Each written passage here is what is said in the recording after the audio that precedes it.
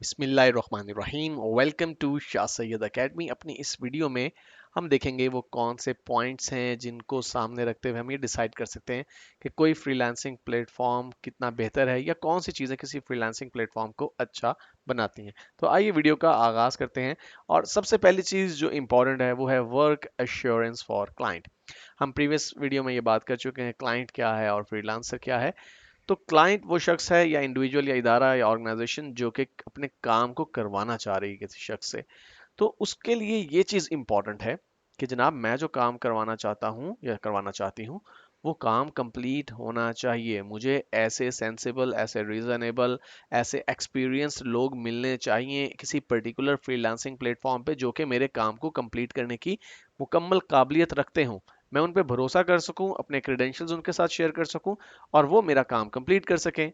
तो क्लाइंट के लिए क्या चीज़ ज़रूरी है? उसके लिए ज़रूरी है कि उसका काम कंप्लीट हो।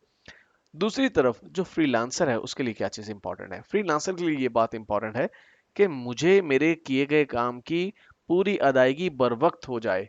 उसमें किसी किस्म का कोई शुबा ना हो कि मैंने काम कंप्लीट कर दिया, पता नहीं मुझे पेमेंट मिलती है, पेमेंट नहीं मिलती। ऐसी जो एम्बिग्विटी है वो फ्रीलांसर के जहन में नहीं होनी चाहिए अबाउट अ फ्रीलांसिंग प्लेटफॉर्म। मिसाल के तौर पे जब हम बात करते हैं अपवर्क की, तो अपवर्क के ऊपर कंप्लीटली आपको सिक्योरिटी प्रोवाइड की जाती है दोनों साइड पे। अपवर्क वो प्लेटफॉर्म है जो कि फ्रीलांसर और क्लाइंट दोनों को इंश्योर करता है कि आपको आपका काम मिलेगा और आपको आपकी पेमेंट मिलेगी। तो फ्रीलांसर का मेन कंसर्न जो है वो काम करने के बाद पेमेंट से होता है। तो उसको पेमेंट के बारे में अगर श्योरिटी मिल रही है किसी प्लेटफॉर्म पे तो ये चीज़ उस प्लेटफॉर्म की ऑथेंटिसिटी में इजाफा के बायस बनती है। तीसरी चीज़ है जी आपके आर्बिट्रेरी रोल का प्ले किया जाना। अब होगा ये कि जब कोई शख्स काम करवाना चाहता है तो उसकी जहन में कतई तौर पे ये नहीं होगा कि मैं इस काम में किसी किस्म का कोई प्रॉब्लम क्रिएट करूंगा। ना ही काम करने वाले के जहन में ये होगा, फ्रीलांसर के जहन में ये होगा कि जी मैं काम आधा करूंगा और पैसे लूंगा और भाग जाऊंगा, क्योंकि ये ऐसे प्लेटफॉर्म्स हैं जहां पे आप ऐसा नहीं कर सकते।